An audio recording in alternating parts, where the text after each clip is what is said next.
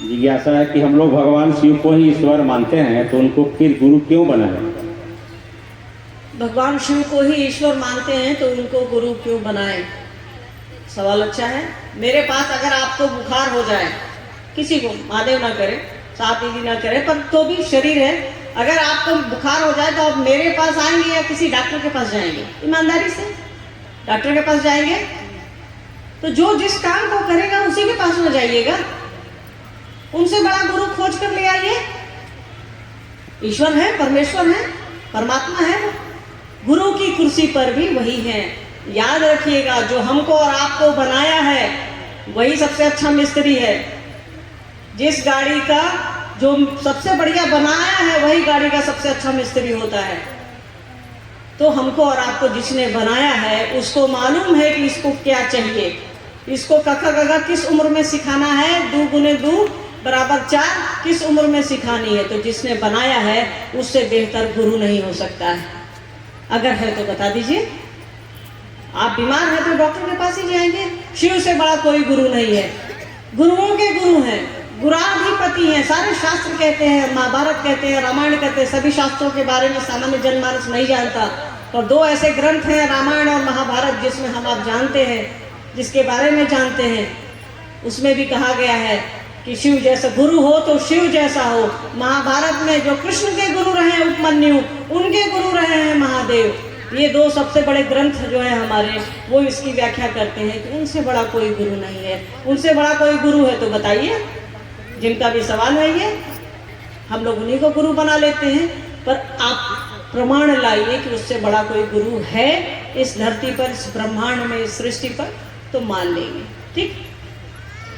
ये अगला जिज्ञासा है, बोध भाई को हम लिख कर भेजे हैं कि साहब की शिष्यानुभूति में लिखा है कि गुरु अपने शिष्य को वाणी, शब्द एवं मौन व्याख्यान से परे जाकर भी शिष्य को ईश्वर से जोड़ते हैं। कैसे? ये शिष्यानुभूति की लाइन है, साहब की लिखी हुई है। गुरु अपने शिष्य को शब्द, आंख, स्पर्श मतलब छूना, इससे परे जाकर के उसके मन को जोड़ते हैं। साहब ने लिखा है तो यहाँ कॉमा फुल स्टॉप तो लगना नहीं है।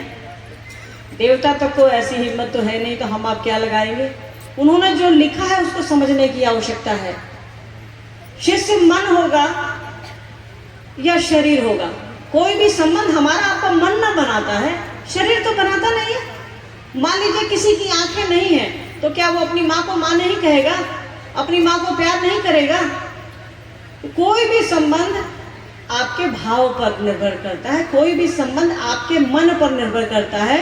तो जो गुरु है आप अपने शिष्य के मन को ठीक करते हैं, बुद्धि को ठीक करते हैं।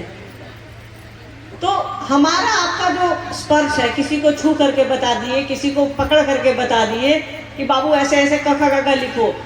जगत के जो मास्टर हैं, जैसे शिवपूजन भाई है, अगर वो बच्चों को पढ़ाएंगे कखा गगा उंगली पकड़ के पढ़ा सकते हैं, पर जीवन की पढ़ाई करने के लिए उसके मन में बैठना होगा, उसके मन को पुश करना होगा। तो शिव हमारे ऐसे गुरु हैं जो मन को पुश करते हैं। हमारे मन के डॉक्टर हैं वो। हमारे शरीर का कोई डॉक्टर हो सकता है, शिव हमारे मन के डॉक्टर हैं। वो ऐसे गुरु हैं जो शिष्य के मन को ठीक करते हैं, उसकी बुद्धि को ठीक करते हैं। तो मन को ही ना करेंगे, शरीर की तो सीमाएं हैं, शरीर को करेंगे। अभी तो हम आप यहाँ बैठे हैं, 2 घंटे में घर पहुँचेंगे। अभी यहाँ बैठे बैठे आप 2 घंटे लगेंगे घर जाने में आपको पैर से, पर मन से तो अभी तुरंत आप अपने घर पे होंगे ना कि टाइम 2 बज रहा है, बचवा स्कूल से आया कि नहीं आया। ये आपका मन ही वहाँ गया ना, शरीर तो यहाँ है। तो सारा खेला आपके मन का है। गुरु आपके मन को ही ठीक करते हैं, गुरु आपके मन को ही ऑपरेट करते हैं। ठीक है। तो ये साहब की पंक्ति है कि गुरु आपके शरीर की सीमाओं से परे जा करके, आपको स्पर्श से, छूने से, बुद्धि से, सबसे परे जा करके, बोली से परे जा करके आपके मन को गुरु की ओर भेजते हैं। क्योंकि मन ही न शिष्य होगा, मन ही न कहीं जाएगा, शरीर तो यही रह जाएगा। उसकी अपनी सीमाएं हैं, वो ज्यादा यात्राएं नहीं कर सकता। मन की यात्रा अनंत है, वो कहीं भी जा सकता है। ठीक। एक जिज्ञासा है कि विचार, भाव और प्रेम पर प्रकाश डाला जाए। विचार, भाव और प्रेम साहब से ही सीखिए। हम लोग तो उन्हीं से सीखते हैं। आपने भी उन्हीं से सीखा है, विचार, भाव और प्रेम। पहले आपके कान में पड़ा कि शिव गुरु है, कोई कहता है कि शिव गुरु हैं, एक शब्द आपके कान से टकराया या कहीं आपने पढ़ लिया या फिर किसी ने आपको समझाया, तो जब कोई समझा रहा है तो आपके मन में आया कि ना बात तो सही बोल रहा है, धीरे धीरे तो ये बात सही है कि भाई शिव गुरु हैं। आपके मन में जैसे जैसे किसी ने आपको समझाया, आपके मन ने उसको करना शुरू कर दिया और वो करते करते आपके दिल में धीरे धीरे ये बात बैठ गई, ये मेरा अपना है, ये मेरा अपना है, ये मेरा अपना है। वही बात जब आप कई बार सोचते हैं तो आपका स्वभाव बन जाता है, वो आपके मन में बैठ जाएगा, ठीक है। और बैठेगा कैसे? जब तक आपको प्रेम नहीं होगा नहीं बैठेगा, या जब तक आपको ज़रूरत नहीं होगी वो काम नहीं करेंगे आप। तो शिव आपकी ज़रूरत है, साहब और दीदी माँ आपकी और हमारी ज़रूरत है। जैसे कोई आदमी ज़रूरत बनेगा, बच्चे को ज़रूरत है माँ की, तो जैसे ज़रूरत पड़ेगी तो वो उसके लिए ही रोएगा। तो शब्द से शब्द से विचार बनते हैं, विचार से भाव बनता है, भाव से प्रेम बनता है। आप और हम एक दूसरे को नहीं जानते हैं, शादियां अनंत घरों में होती हैं, एक दूसरे को नहीं जानते हैं, पर साथ रहते रहते बोली व्यवहार देखते देखते मन पकड़ने लगता है, भाव पकड़ने लगता है और प्रेम हो जाता है। एक जानवर तक को हम लाते हैं तो शुरू में ऐसे ऐसे चुटकी बजाते हैं, वो प्रेम नहीं सीखता, वो आवाज पकड़ता है, वो शब्द पकड़ता है, फिर धीरे धीरे वो आपसे स्नेह करने लगता है, आप उससे स्नेह करने लगते हैं। तो ये तो जानवर की बात है, हम आप तो इंसान हैं। तो साहब ने जो लिखा है उसको समझने की कोशिश करिए, साहब ने जो कहा है उसको समझने की कोशिश करिए। शब्द की सीमाएं हैं, शब्द से, विचार से कोई भाव हमारे आपके दिमाग में बनते हैं, हमारे आपके दिल में बनते हैं, और वही भाव जब जब प्रगाढ़ हो जाएंगे, जब मजबूत हो जाएंगे तो वो प्रेम हो जाता है, लगन लग जाती है। हम लोग कहते हैं हमेशा चर्चाओं में कि साहब की लगन में मगन हो जाइए, जीवन अच्छे से बीत जाएगा। तो वही है कि शब्द से भाव में आते हैं, भाव से प्रेम में आते हैं, प्रेम में आना मतलब लगन लग जाना, और लगन लग गई तो लग गई। औरंगाबाद को साहब और दीदी माँ की आदत है, लगन लग गई तो लग गई।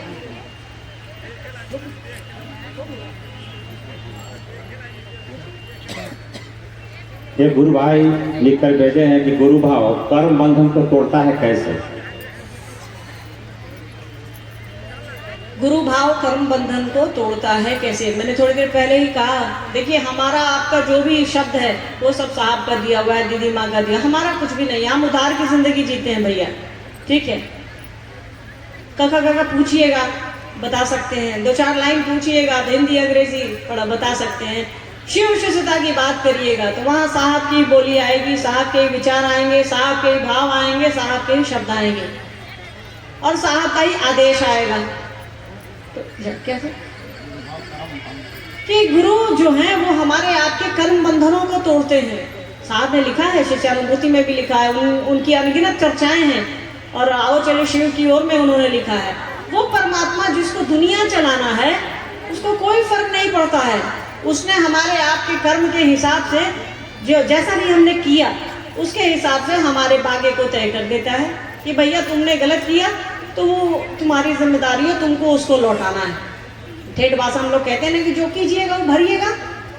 तो परमात्मा के पास यही हिसाब चलता है, अच्छा कीजिएगा तो अच्छा भरिएगा, बुरा कीजिएगा तो बुरा लौटेगा।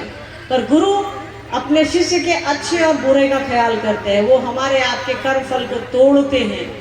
जहाँ उनको लगता है कि इतना कष्ट होने से हमारा विद्यार्थी खराब हो जाएगा तो हमारे आपके कर्म फल को वो कम कर देते हैं, काट देते हैं। मतलब बड़ाई लोग ने छेनी हथौड़ी से चीज़ों को मुलायम करते हैं ना, जहाँ ज़्यादा खरखर रहता है, जहाँ रुखड़ा रहता है। तो गुरु हमारे आपके जीवन में जो परेशानियाँ आती हैं उसको कम कर देते हैं, आवश्यकता पड़ती है तो उसको खत्म भी कर सकते हैं। वो गुरु का हिस्सा है, वो गुरु का क्षेत्राधिकार है। तो अगर आप जुड़े रहिएगा, आप डॉक्टर से लगे रहिएगा तो दवा खरीदने की जरूरत पड़ती है या डॉक्टर फ्री वाला सैंपल देते रहता है? हाँ, आप मास्टर साहब से जुड़े रहिए, शिवपूजन भाई से किताबें ऐसे ही मिलते रहेंगी लेकर को, क्योंकि इन लोगों को पुस्तकें आती हैं। तो सबसे बड़े से आप लगे रहिए, आप शिव को पकड़े रहिए, गुरु को पकड़े रहिए, जो आपके लिए बेहतर होगा वो देंगे। हमको और आपको लग सकता है कि महादेव ने नहीं दिया ये हमेशा याद रखिए कि वो गुरु हैं, हमारे आपके लिए जो बेहतर होगा वही देंगे। वो साहब दीदी माँ हैं, हमारे आपके जीवन के लिए जो बेहतर होगा। याद रखिएगा, जीवन ये जो हमको और आपको दिख रहा है वही नहीं है, इसके बाद भी है। तो वहाँ के लिए भी वहाँ का हिसाब किताब भी गुरु ही तय करेंगे, हम आप तय नहीं करेंगे। शरीर तो रह जाएगा, इस जीवन के अलावा भी एक जीवन है जिसके बारे में हम आप नहीं सोचते, ये गुरु ही तय करेंगे। तो गुरु से लगे रहिए, वो हमारे आपके प्रारब्ध को, हमारे आपके कर्मों को दग्ध करते हैं। आवश्यकता होगी तो अधिकाधिक दे देंगे, आवश्यकता नहीं होगी तो कुछ भी नहीं देंगे। भले हमारे आपके मन को लगता रहे कि महादेव ने नहीं दिया नहीं दिया, उससे उनको कोई फर्क नहीं पड़ेगा। शिष्य के लिए जो सही होगा वो गुरु देंगे, शिष्य के कर्म में जो अच्छा होगा वो गुरु देंगे। अध्यात्म में आज तक ओम नमः शिवाय का प्रयोग होता आया है, लेकिन जब शिव को गुरु बनाने की बात आती है तो नमः शिवाय करने क्यों कहा जाता है? देखिए, ओम नमः शिवाय और नमः शिवाय दो अलग अलग मंत्र हैं। हमारे शास्त्र को जब आप पढ़िएगा, किताबों को पढ़ेंगे आप आओ चले शिव की ओर भी पढ़िए, इससे अच्छी व्याख्या नमः शिवाय की व्याख्या पूरी दुनिया में नहीं है। साहब ने जो नमः शिवाय पर लिख दिया है वो अमिट है, वो मिट नहीं सकता, कोई उसको काट नहीं सकता। तो पहले इस बात को समझ लीजिए कि नमः शिवाय और ओम नमः शिवाय, तो ओम नमः शिवाय एक अलग मंत्र है। ओम एक समझिए कि डब्बा है, हम आप चूड़ी खरीद कर लाते हैं ना, सामान खरीद कर लाते हैं, पन्नीए में सब्जी आलू देता है तो पन्नी समेत तो नहीं बना देते हैं, उसको हटा करके बनाते हैं। डब्बा में चूड़ी आती है तो डब्बा समेत तो पहनते नहीं है, उसको हटा करके ही चूड़ियाँ पहनते हैं, या भाई लोग शर्ट या कुछ भी पहनते हैं, या चीज़ों को कोई चीज़ डब्बे में ही आती है। ठीक है, तो ओम एक डब्बा है जिसमें नमः शिवाय रखा है, उसको हम लोग निकाल करके उपयोग में लाते हैं। ठीक है, ओम नमः शिवाय अलग मंत्र है, वो शिव का ही मंत्र है, पर साहब ने लिखा है कि नमः शिवाय हमारा और आपका प्राण मंत्र है ये। ठीक है, उन्होंने लिखा है कि ये शिव के लिए भी प्राण मंत्र है। शिव का कोई मंत्र नहीं समझ लीजिएगा, शब्द पर ध्यान दीजिएगा। ठीक है, शिव के लिए भी, क्योंकि जब शिव ने इच्छा की तब सृष्टि बनी, और कोई चीज़ बनेगी तो जिसने बनाया है उसको प्रणाम करेगा। तो जैसे सृष्टि बनती है, आकाश तत्व बनते हैं तो शब्द आते हैं, तो वो सृष्टि बनी है, बनने की प्रक्रिया चल रही है, तो उसने प्रणाम किया, शिव को प्रणाम किया, तो वो नमः शिवाय से ही प्रणाम किया। तो नमः शिवाय इस धरती पर इस सृष्टि का सबसे बड़ा मंत्र है, जो सबसे आसान भी है और सबसे कठिन भी है। तो इस मंत्र में यही फर्क है कि ये जन सुलभ है, हम आप कहीं भी बैठे हैं अजबा जब की विधि से सांस पर इसको ले सकते हैं। बाकी कोई भी मंत्र सांस पर नहीं चढ़ते, आप चढ़ा कर देख लीजिए। ये तो करिए तब भरिए, करिएगा तो समझिएगा। कोई भी मंत्र ऐसा नहीं है जो इतनी आसानी से हमारी आपकी सांसों पर चढ़ सके। तो शिव के इस मंत्र की यही खासियत है, ये सब सर्व सुलभ जन सुलभ है, और सबसे ज़्यादा इसके फायदे हैं। ओम नमः शिवाय अगर आपको लगता है कि इसके फायदे हैं तो कर करके देख लीजिए, और नमः शिवाय इससे बड़ा मंत्र नहीं है। और ऐसे भी शिव का पंचाक्षर मंत्र है, आप ओम नमः शिवाय में 5 अक्षर होते हैं या 6 अक्षर होते हैं, आप जोड़ करके देख लीजिए। नमः शिवाय 5 हुआ, पर ओम लगाएंगे तो वो 6 अक्षरों का हो जाएगा। किसी शास्त्र में कहा गया है क्या कि शिव का मंत्र षडाक्षर है, 6 अक्षरों का है? हमेशा कहा गया है कि शिव का मंत्र पंचाक्षर है, 5 अक्षरों का है। ठीक, ओके।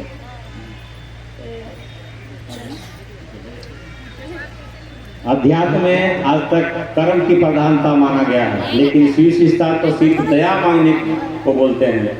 क्या बिना कर्म किए दया हो सकता है? कर्म करके हम आप क्या क्या कर सकते हैं, ये सोचने की जरूरत है। क्योंकि हमारी आपकी अपब्रिंगिंग ही ऐसी, मतलब हम आप ऐसे ही बड़े हुए हैं कि हम लोगों को एक आदत डाल दी गई है, करिएगा तो खाइएगा, करिएगा तो पाइएगा। पर शिव की दया है, इस सूरज को पाने के लिए कुछ करने की जरूरत है क्या? एक छोटी सी चीज है जिसने सृष्टि बनाई है, उसके लिए सोचिए। अभी इस टेंट को हटा दिया जाए तो इतनी धूप लगेगी कि आप परेशान हो जाएंगे, आधे घंटे बाद फिर धूप ही खोजने लगेंगे। छोटी सी चीज है, उस महादेव की इच्छा से छोटा सा एक सृष्टि का एक है ये सूर्य, अनगिनत सूर्यों में से एक सूर्य जो इसके निकलने से हमको परेशानी है, जिसके नहीं निकलने से हमको और आपको परेशानी है। तो हमारी आपकी तो सीमाएं बहुत छोटी हैं। थोड़ा सा होने से हम आप खुश हो जाते हैं, थोड़ा सा खोने से हम आप रो देते हैं। तो यहाँ क्या करिएगा कर्म करके?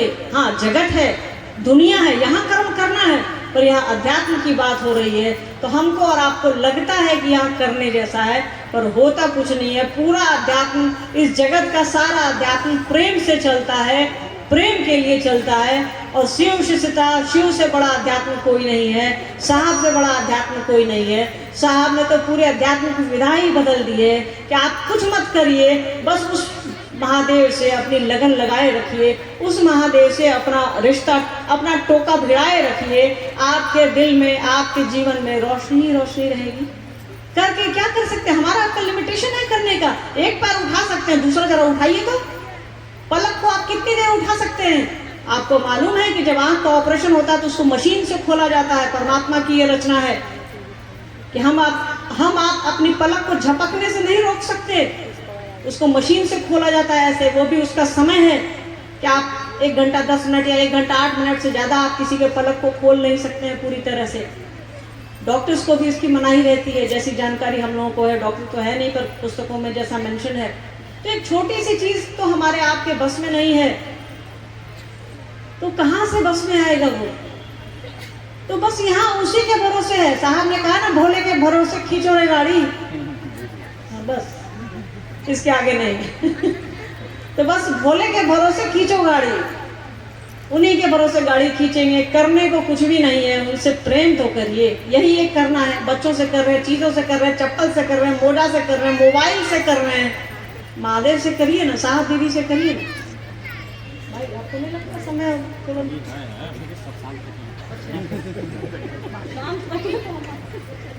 एक मन में जिज्ञासा है, गुरु भाई लोग भेजे हैं कि साहब अब शरीर में नहीं है, तो गुरु काज में साहब हमको अनुभूत कैसे होंगे? साहब अब शरीर में नहीं है तो गुरु कार्य में अनुभूत कैसे होंगे? हमने अपने परबाबा को नहीं देखा है, क्या नहीं है वो? आप में से कई लोगों ने अपने परबाबा को नहीं देखा होगा। नहीं है वो। चलिए छोड़िए परबाबा, महादेव को देखे हैं? हाँ, अभी तुरंत सावन बीता, अम्मा दूध और बेलपत्र जियान किए होंगे, देखे हैं? कोई खड़े होकर प्रमाण दे दे। इस धरती पर साहब और दीदी माँ के अलावा किसी ने नहीं देखा होगा, भले हम लोग कुछ बोल लें, ठीक है। साहब ने कहा बचपन में जब मैं और मोनू बाबू छोटे थे तो महादेव आए थे, तो हम लोगों ने देखा था। वो भी महादेव जिस रूप में आए थे हम लोग देख लिए, तो हम लोगों की तबीयत खराब हो गई। आप लोगों ने पढ़ा होगा, साहब की चर्चा आप लोगों ने सुनी होगी। तो हाँ, साहब शरीर में नहीं है, साहब शरीर में नहीं है, ऐसे ही हम आप यहाँ इकट्ठे हैं। वो है, कहीं नहीं गए। जब तक ये धरती है साहब हरिंद्रान जी और दीदी माँ रहेंगे। जब तक एक भी आदमी है इस धरती पर जिसके शिव से होने की संभावना बनी रहेगी, साहब और दीदी माँ है इस धरती पर। कोई ये नहीं सोचे कि वो नहीं है, नहीं दिख रहे हैं तो वो नहीं है। आपका यहाँ होना इस बात का प्रमाण है कि साहब और दीदी हैं, ठीक है। शिव शिष्यता हो, हमारा आपका जीवन हो, जहाँ भी हो साहब हमारे आपके घरों में है, हमारे आपके दिल में है, खुशी में है, दर्द में है, आंसू में है, कहाँ नहीं है? वो है, तभी हमारी आपकी ये शिव शिष्यता चल रही है। क्योंकि बाबू उनके पहले कोई नहीं आके हमको और आपको बताया कि शिव गुरु हैं, मेरे गुरु हैं, आपके भी हो सकते हैं। इतना तो एहसान मानना ही पड़ेगा हमको और आपको कि उनकी इच्छा से, साहब की इच्छा से हमारे आपके गुरु शिव हुए हैं। अगर वो चाहते तो हमको और आपको नहीं भी बता सकते थे, अपने तक सीमित रखते कि शिव मेरे गुरु हैं और मेरे ही रह गए, ठीक। एक जिज्ञासा है कि शिष्यानुभूति में लिखा गया है कि गुरु 5 शक्तियों का धारक है, थोड़ा समझाने का प्रयास करें। शिष्यानुभूति में लिखा है कि गुरु 5 शक्तियों के धारक हैं। ये साहब की पंक्ति है। हमारे आपके गुरु कौन है? शिव हैं। हमारे आपके परमात्मा किसको कहा गया है? जिस गणित पे साहब ने शिव को अपना गुरु बनाया, वो गणित ध्यान में ले आइए।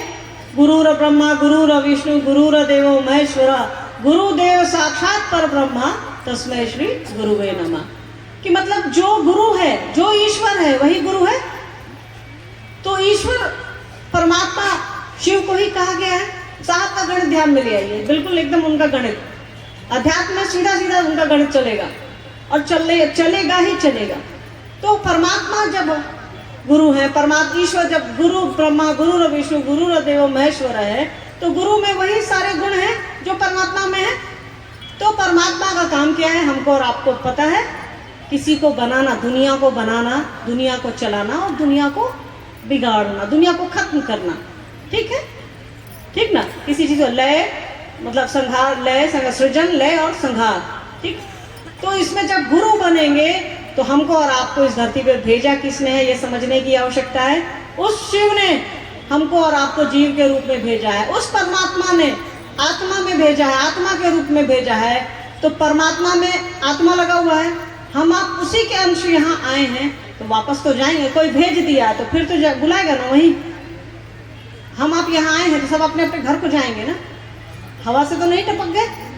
तो उस परमात्मा ने हमको और आपको धरती पर भेजा है, और वही गुरु है। गुरु की कुर्सी पर जब बैठता है तो हमको और आपको अपनी दया से वापस ईश्वर की ओर भेजता है, शिव की ओर भेजता है। तो परमात्मा का 3 काम, दुनिया बनाना, दुनिया चलाना और दुनिया का संहार करना। ठीक है। और उसमें गुरु का 2 काम है कि अपनी अनुग्रह शक्ति से, अपनी दया शक्ति से, अपनी दया से वो जीव को पुनः शिव की ओर भेजते हैं। उसको कहते हैं तिरोधान, मतलब ऊपर उठना। हमारे और आपके मन को ऊपर उठाते हैं, ईश्वर की ओर ले जाते हैं। तो ईश्वर की 5 शक्तियाँ यही है। एक जिज्ञासा लोग किए हैं, जो आपका किताब में पढ़े हैं कि लिंगराज मंदिर में आप क्या अनुभूत किए थे, थोड़ा बताने का हम लोग को प्रयास करें। साहब के साथ आप गई थी, जो मंदिर में आप नहीं गए, इसके बाद क्या अनुभूत किए? देखिए, लिंगराज मंदिर में जो हमने अनुभूत किया, आप तो रोज करते हैं, रोज आपके लिए साहब और दीदी माँ तो आपके लिए धरती के महादेव हैं। हमने तो एक बार महसूस किया, आप तो रोज महसूस करते हैं।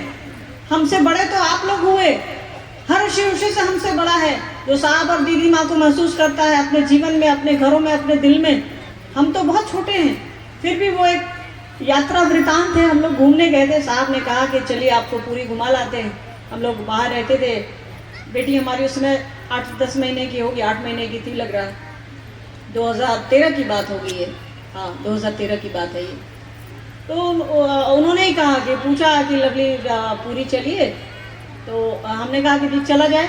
हम लोग चूँकि पापा भी, साहब भी इतिहास के विद्यार्थी, हम भी इतिहास के विद्यार्थी, तो थोड़ा हम लोगों को पुराने मंदिर, पुरानी घर, पुरानी इमारत, चूँकि इतिहास के विद्यार्थी, इतिहास आप लोग को मालूम है, टूटल फूटल घर पढ़ना पड़ता है। ठीक है। तो साहब को भी हुआ कि हाँ यार चलो देख लेते हैं, तो इतना पुराना मंदिर है। उस मंदिर लिंगराज मंदिर भुवनेश्वर में है। ठीक है। तो हुआ कि भाई उसको देख लिया जाए, 1200 साल पुराना मंदिर है, 1400 साल पुराना मंदिर है, तो उसको देख लेते हैं चल करके। तो मंदिर बहुत खूबसूरत है और बहुत ऊंचा है। वो भारत का सबसे ऊंचा मंदिर है। वो कहा जाता है कि सबसे लंबा है, ऊंचाई में सबसे ऊपर। तो हम लोग गए तो साहब ने कहा कि मैं अंदर नहीं जाऊँ। पापा अंदर मंदिर में बहुत कमी न के बराबर, हम लोगों को बहुत हल्का फुल्का ही ध्यान में है कि उन्होंने कभी मंदिर के इसमें गर्भगृह में प्रवेश किया होगा। तो ये याद रखिएगा, मंदिर जाने को प्रेरित नहीं कर रही किसी को, न मस्जिद जाने को प्रेरित कर रही। बस एक, चूँकि वो एक पुरानी इमारत है, पुराना मंदिर है, तो वो बस एक वाकया है। तो इससे कोई ये ना समझे कि हमने किसी को कहा कि आप जाओ या ना जाओ। तो साहब ने कहा कि मैं नहीं जाऊँगा, आप लोग जाइए। तो हम लोग थे, भाभी थी, मोनुआ, वो निहारिका, सब लोग थे। तो भाई साहब और साहब रुक गए, मंडल सारे लोग साहब बाहर रुक गए, नारियल ये सब पीने लगे, हम लोग अंदर चले गए। तो फिर भाभी ने कहा कि चलो अंदर, हम कहे कि नहीं आप जाइए, हम यहीं बाहर बैठते हैं। तो बाहर बैठ गई। तो ठीक मंदिर के सामने, मेरे ठीक सामने ऐसे ऊपर में मंदिर था, बहुत ऊंचा मंदिर है। तो उसको ऐसे ही देख करके सोच रही थी कि यही है लिंगराज मंदिर। उसे बहुत छोटी छोटी नक्काशी की हुई है, बहुत ऊंचा मंदिर है। आप फोटो में भी देखेंगे तो देख के अंदाज लग जाएगा। तो जैसे ऐसे देखे ना ऊपर, और वही मन में चल रहा था कि यही लिंगराज मंदिर है। तो मंदिर ऐसे होता है ना, तो उसके इस हिस्से पर साहब का चेहरा उभरा और उन्होंने कहा कि मैं ही तो हूँ यहाँ। तो झट से लगा कि अरे पापा तो बाहर हैं, अभी यहाँ उनका चेहरा दिख रहा है। तो मतलब देखिए, हमारे रोए अभी भी खड़े हो जाते हैं जब वो इंसिडेंट को याद करते हैं हम लोग। तो बात आई गई, खत्म हो गई। बाहर निकले तो उनको बताना ही था, तब तक कि इनकी तबीयत खराब हो गई। हम लोग पटना आ गए। फिर बाद में एक संगोष्ठी थी 2013 में, अप्रैल में शायद, ये जनवरी की बात है, 12-13 जनवरी की बात है। पर हम लोग अप्रैल में आए रांची। तो संगोष्ठी में हमने इन लोगों से, गुरु भाइयों से ये कहा, साहब से भी कहा कि आप ये क्या खेला करते रहते हैं, तो वो हंसने लगे। तो उन्होंने कहा कि सब चीज़ अभी बुझा जाएगा बाबू। उनका वही लाइन था जो अक्षरशः आपको बता दिया। अब रहने दीजिए। अच्छा बोलिए।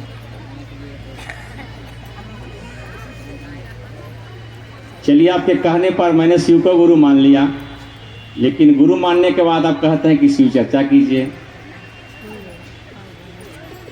सवाल बढ़िया है।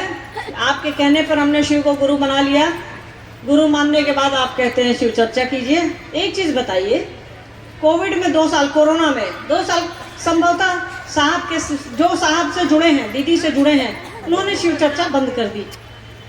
फोन उन पे कभी कभार हम लोग कर लिए तो क्या शिव छूट गए? क्या साहब दीदी माँ छूट गए? शिव चर्चा परिस्थितियों के हिसाब से चलती है।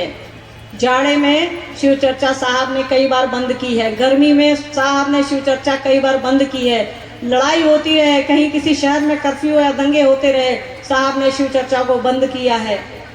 कहीं से शिव चर्चा एक प्रमुख काम नहीं है हमारा और आपका, ये एक सहायक काम है कि जो हमको फायदा मिला है, किसी डॉक्टर के इलाज से हमको फायदा हुआ तो आपको काहे नहीं बताएंगे भाई? आपको जब हम अपना समझते हैं तो काहे नहीं बताएंगे कि फलना डॉक्टर बहुत अच्छा, जाके इलाज करा लीजिए, गठिया आपका ठीक हो जाएगा। इंसान है, इंसानियत तो निभाएंगे ना।